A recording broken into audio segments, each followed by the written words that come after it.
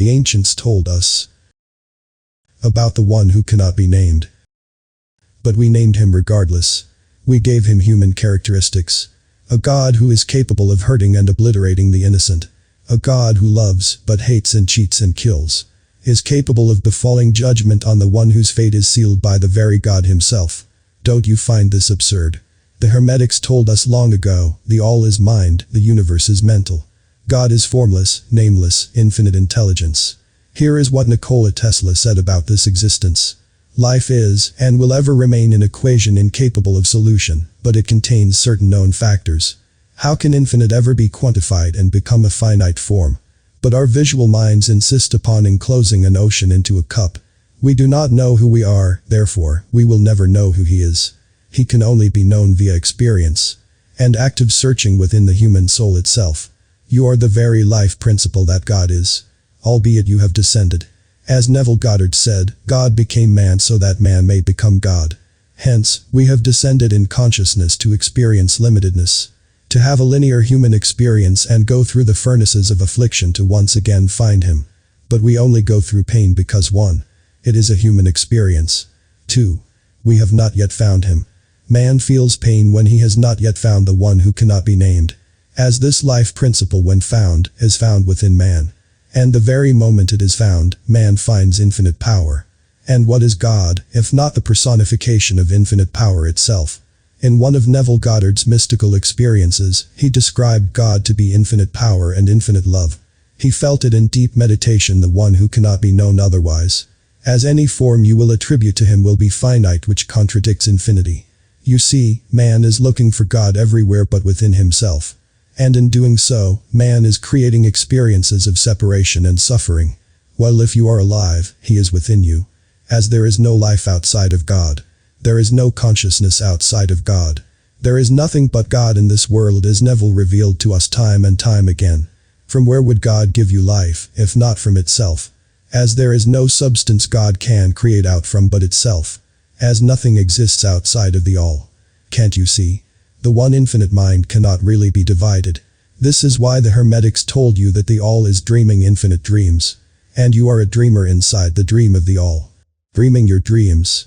And once you realize that you are dreaming, you will suffer no more. As you would have found him. The dreamer within. The dreamer who is conjuring up all sorts of illusions to keep the dream going. So, once you awake, you are no longer in fear. And you begin to turn the nightmare into a heavenly reverie. You have found the kingdom of heaven. As Jesus revealed to you, the kingdom of heaven is within you. But the pulpit made it out to be a place outside of you. Far away from the grasp of you, the sinner. Sin is defined by Neville Goddard to be missing the mark, after years of studying the true meaning of the gospel. So long as you are assuming what you don't want, you are missing the mark. So long as you are identified with a human limited self, you are missing the mark. So long as you are searching for God outside of you, you are missing the mark. And you are forever lost in this seemingly uncontrollable nightmare, which seems to be outside of you, because you have not found him yet, the only thing that is alive. The only one who is conscious. The only one who exists and shapes all things into being.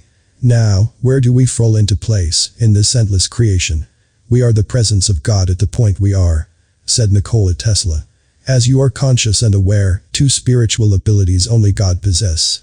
There is only one conscious being. Outside of it, nothing is. There is not even an outside. God just is. Therefore, we just are. You just are. You exist in the body of God, having an experience of what it is like to be man, seemingly separate from God, yet you are one. As Jesus said, I and my Father are one, but my Father is greater than I. Father doeth all the work. The gift of mental power comes from God, divine being, and if we concentrate our minds on that truth, we become in tune with this great power, said Nikola Tesla. Father animates all that you see around you, but you, the Son, directs affairs of your personal life. The whole world is a stage. And there is a lot of background things going on that the Father animates to keep the dream alive and believable. While in your immediate personal life, you are the main character, directing the play to go in certain directions via your assumptions and your beliefs. Whatever you call yourself, whatever you have accepted as true of yourself. As Jesus asked the question to his disciples, who do you say that I am? So, who do you say that you are? Your answer to this question animates your immediate world. And you walk down a certain fixed path which, contrary to popular belief, is not fixed by some outer God. It is fixed by the one who is alive within. The inner man, who is having this experience. And the inner man is bound by the assumptions of the human self. The ego mind. And the ego mind is a persona that you have accepted to be true for you.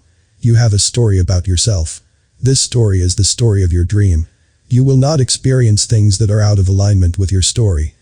A man bathed completely in poverty consciousness will not experience wealth unless he radicalizes his mind and begins to align with wealth consciousness. A religionist will forever beg an external God for help and will get it on occasion, as the religionist believes in the will of an external God and his judgment. Man cannot experience that which he is not conscious or aware of. As what you are aware of becomes part of your dream reality. You choose via your awareness, and it unfolds. Because the all is mind, the universe is mental. And there is nothing but God in this world. And your own wonderful human imagination is God. Neville Goddard. God has given himself to you, so what are you doing with it? Ask yourself this: who do you say that you are? The answer will reveal to you what you have been doing with the gift of God. As the Hermetics told you, man is given the gift of speech and mind, which makes him equal to the immortals. Speech and mind are the gifts of God to man, which if mastered, makes man activate the latent agencies of God within man. The universal dream awakens to attain your ideals. You mediate God to your end. That is why the ancients told us to think only that which is lovely and of good rapport. As you become what you think about. As man thinketh in his heart, so is he. Because the one inside you is formless. It molds itself and the circumstances of your life to the likeness of who you say you are. Your convictions become facts. So do not convict yourself to limitations. Be bold, imagine better than the best you know. And finally, you will enter the kingdom of heaven.